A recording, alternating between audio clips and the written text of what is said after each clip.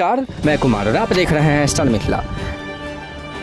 दरभंगा सहरसा रेलखंड पर बहुत जल्द एक्सप्रेस ट्रेन की परिचालन शुरू हो सकती है। इसकी जानकारी बीके गुप्ता ने दी है, जो समस्तीपुर रेल डिवीज़न के अंतर्गत सीनियर इंजीनियर हैं। उनके द्वारा एक दिन पहले शकड़ी और तमुरिया के बीच 100 किलोमीटर प्रति घंटे की रफ्तार से स्पीड ट्रायल किया गया है।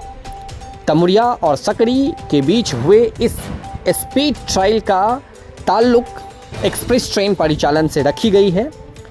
दरभंगा सहरसा के बीच 3 जोड़ी वर्तमान में पैसेंजर ट्रेनों का परिचालन किया जा रहा है, जिसमें पिछले कई दिनों से, जब से ये अग्निवीर वाला एक हादसा हुआ है, अग्निवीरों के द्वारा जो ट्रेनों को आग लगा करके जला दी गई है, 200 से अत्यधिक ट्रेन पूरे बिहार में जलाकर राख कर दी गई है, उसके बाद से लेकर के इस रूट पर ट्रेनों की भारी कमी देखी गई है। जहां 3 जोड़ी पैसेंजर ट्रेन थी, उसमें से कभी 1 तो कभी 2, कभी तीनों की तीनों ट्रेनें बंद चल रही हैं। और ऐसे में एक दिन पहले बीके गुप्ता के द्वारा इस रूट पर सकड़ी से लेकर के तमुरिया तक स्पीड ट्रायल कर इस रूट का निरीक्षण किया गया है, जिसका ताल्लुक एक्सप्रेस ट्रेन परिचालन से है। उनका कहना है, जो इस रूट पर शकड़ी और तमुरिया के बीच पूर्ण रूप से सफलतापूर्वक स्पीड ट्रायल कर लिया गया है। तमुरिया से आगे आशनपुर गुफा के बीच में जो 4 ब्रिज का निर्माण कार्य चल रहा है, जिसमें 2 ब्रिज जो अगले आने वाले 1 महीने में पूर्ण रूप से बनकर तैयार हो जाएगा, जो आशनपुर गुफा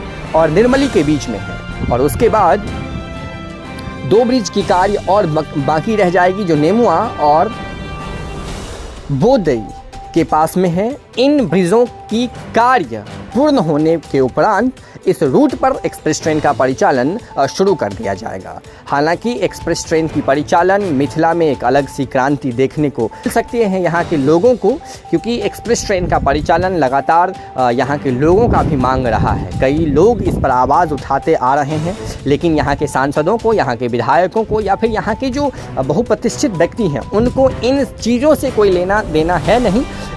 मिथिला के लोग रहें ना रहें, उनको इन सारी चीज़ों से लेना देना या कोई वास्ता है नहीं। इसलिए उनके द्वारा आज तक इस रूट पर आवाज़ नहीं उठाई गई है। वर्षों से बंद पड़े झंझारपुर लौखा रूट पर भी आज तक किसी ने आवाज़ नहीं उठाया है, और इसका परिणाम है जो इस रूट पर आज एक भी ट्रेनें नहीं चल रही है, जबकि यहाँ 3 पैसेंजर ट्रेनों का परिचालन पूर्ण रूप से होना चाहिए था। लेकिन ऐसे में एक एक्सप्रेस ट्रेन का परिचालन संतोषप्रद है। एक आशाएं की किरण जो है वो दिखना शुरू हो गया है, एक आशा जो है वो बन गई है, जो बहुत जल्द अब इस रूट पर एक्सप्रेस ट्रेन का परिचालन शुरू हो जाएगा। इसके लिए रेल प्रशासन पूरी तैयारी करने में जुटा हुआ है। जुड़े रहें स्टार मिथिला से, हम बहुत जल्द अगले वीडियो के साथ हाजिर होंगे।